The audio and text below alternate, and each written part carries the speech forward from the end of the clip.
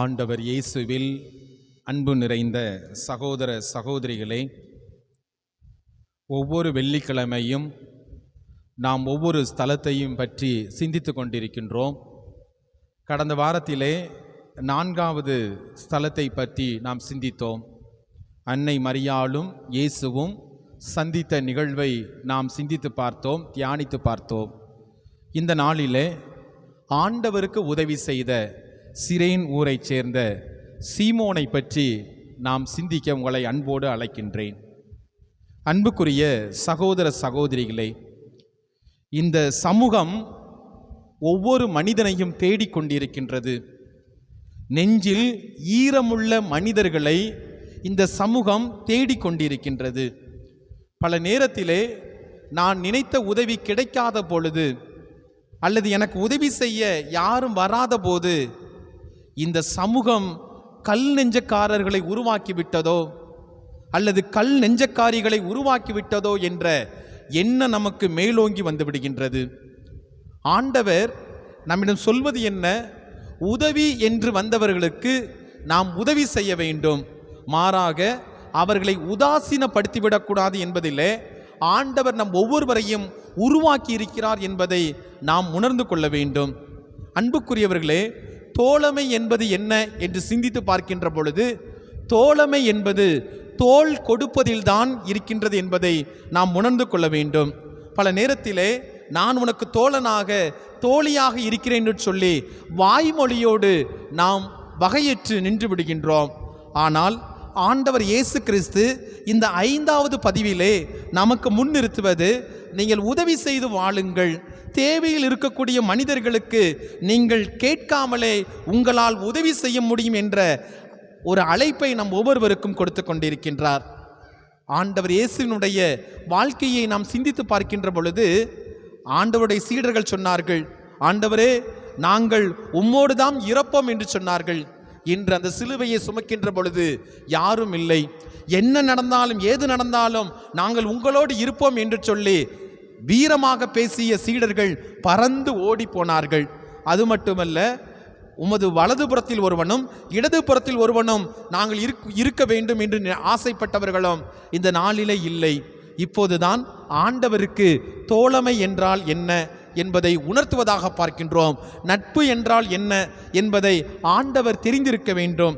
என் அன்புக்குரிய சகோதர சகோதரிகளே, தாய்ப்பாலே விளையாகி போன இந்த உலகத்திலே வசதி இருக்கிற போது ஒட்டுவதும், வசதி இல்லாத போது, வறுமை சூழ்ந்துகிற போது விலகி ஓடுவதும் இந்த உலகத்திலே உள்ள இலக்கணமாக மாறி போய்விட்டது.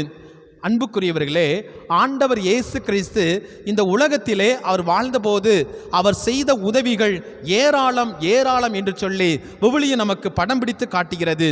நாடி வந்தோருக்கு உதவி செய்தார், தேவையில் இருந்தோருக்கு உதவி செய்தார், எல்லாவற்றிற்கு மேலாக விளிம்பிலே இருந்தவர்களுக்கு உதவி செய்தார், ஏன் கேட்காதவர்களுக்கு கூட ஆண்டவர் உதவி செய்தார் என்று சொல்லி விவிலியத்திலே அவருடைய புதுமைகளை, அற்புதங்களை நாம் பார்க்க நேடுகின்றது. என் அன்புக்குரிய சகோதர சகோதரிகளே, விவிலியத்தை இன்னும் நாம் சற்று அதிகமாக வாசித்தோம் என்றால் விவிலியம் சொல்கிறது, அவர் பார்வை பட்டாலே போதும், அதுவே எனக்கு மிகப்பெரிய ஆசீர்வாதம் என்றார்கள். அவருடைய போர்வையை தொட்டாலே போதும், அதுவே எனக்கு ஆசீர்வாதம் என்று நினைத்து கொண்டிருந்தார்கள். பயணப்பட்ட பாதையிலே அவர்கள் படுக்கையோடு வந்து இயேசுவினுடைய நிழல் எங்கள் மீது படாதா என்று நினைத்த மக்களுக்கு ஆண்டவர் உதவி செய்தார்.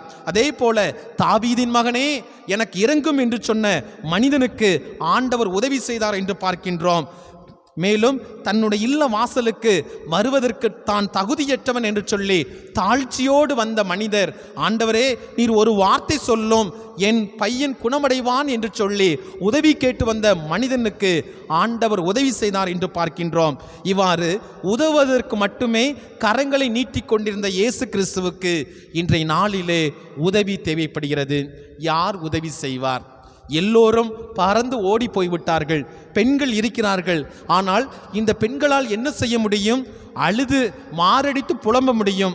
ஒருவேளை இயேசுவினுடைய கண்ணீரை துடைக்க முடியும், அல்லது ஐயோ இந்த மனிதனுக்கு இப்படிப்பட்ட ஒரு நிலைமையா என்று சொல்லி அவர்கள் புலம்பிக் கொண்டிருக்க முடியும்.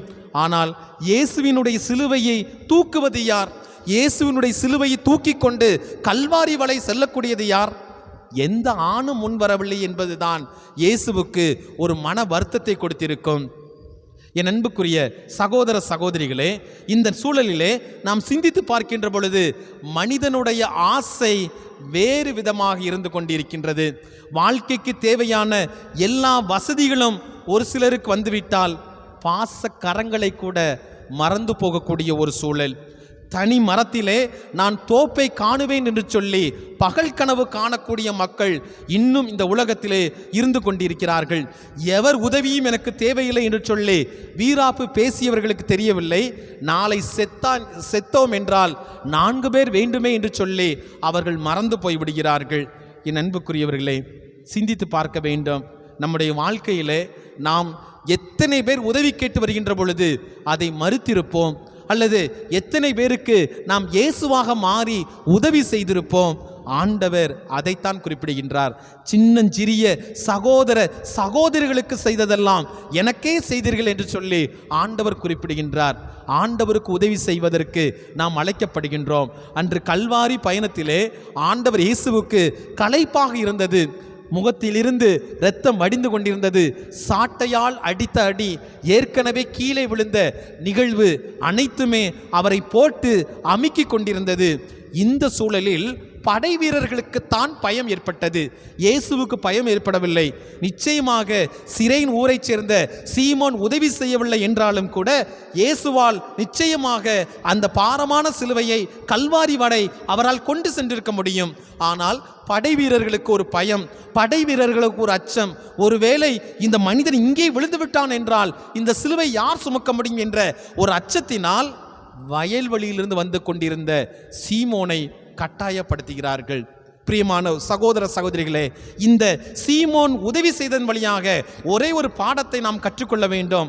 ஆண்டவர் நம்முடைய வாழ்க்கையிலே புதுமை செய்வார், அவரால் செய்ய முடியும், எந்த ஒரு சந்தேகமும் இல்லை.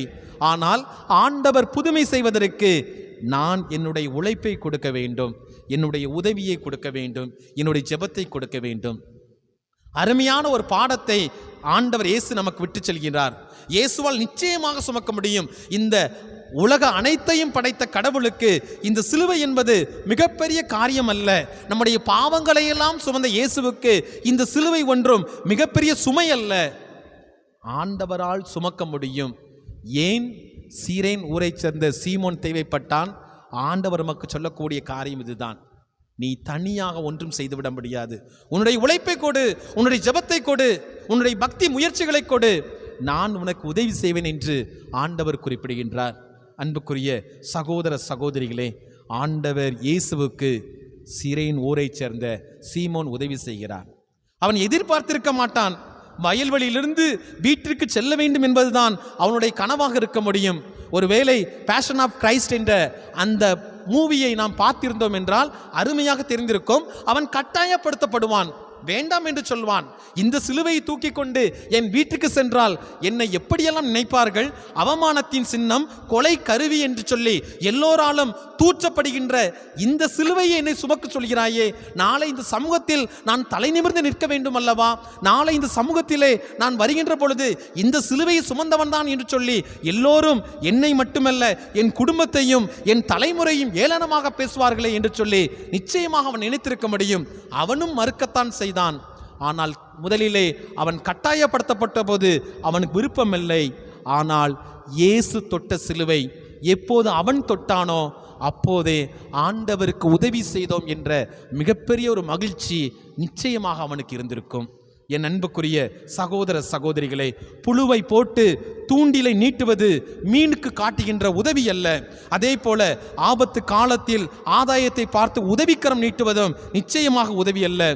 அது எப்படிப்பட்ட உதவி என்றால் சவப்பட்டியிலே சட்டையை உருக்குவதற்கு சமமாக இருக்க முடியும். என் அன்புக்குரிய சகோதர சகோதரிகளே, சீமோனை போல நாம் உதவி செய்வோம். அன்று சீமோனுக்கு வரலாற்றில் இடம் கிடைத்தது.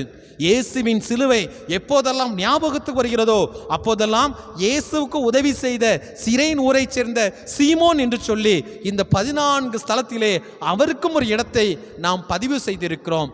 வரலாற்றிலே அந்த மனிதன் தன்னுடைய இடத்தை பிடித்து கொண்டான். வரலாற்றிலே நமக்கு இடம் முக்கியமல்ல, ஆனால் விண்ணகத்திலே தந்தையாம் வீட்டிலே நமக்கு ஒரு வீடு வேண்டுமென்றால் நம்முடைய கண்களில் காணக்கூடிய சகோதர சகோதரிகளை நாம் நினைத்து பார்ப்போம். உதவி செய்வது என்பது ஆண்டவருக்கு உதவி செய்வது. ஏழைக்கு இறங்குகிறவன் கடவுளுக்கு கடன் கொடுக்கிறான் என்று சொல்லி நாம் விவிலியத்திலே வாசிக்கின்றோம். என் அன்புக்குரியவர்களே, சிந்தித்து பார்ப்போம். அனாதைக்கு நாம் ஆதரவு காட்ட வேண்டும். எப்படி சீமோன் இயேசுவுக்கு உதவி செய்தது போல இன்னும் எண்ணற்ற இயேசுக்கள் இந்த தெருக்களிலே வாழ்ந்து கொண்டுதான் இருக்கிறார்கள். உதவி என்று கேட்பதற்கு பல நேரத்திலே கூச்சப்பட்டு கொண்டிருக்கிறார்கள். உதவ யாராவது வருவார்களா என்று சொல்லி விழிமேல் விழி வைத்து எதிர்பார்த்து கொண்டிருக்கிறார்கள். சீமோனுக்கு கிடைத்த மிகப்பெரிய கைமாறு நமக்கும் கிடைக்க வேண்டும் என்றால் நாம் ஒவ்வொருவரும் தேடி சென்று உதவி செய்வோம்.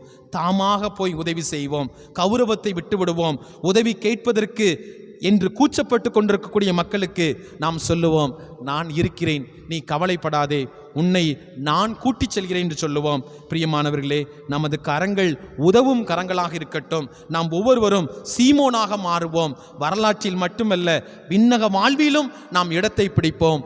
ஆண்டவருக்கு உதவி செய்வோம். சின்னஞ்சிறிய சகோதர சகோதரிகளுக்கு செய்ததெல்லாம் எனக்கே செய்தீர்கள். ஆமேன்.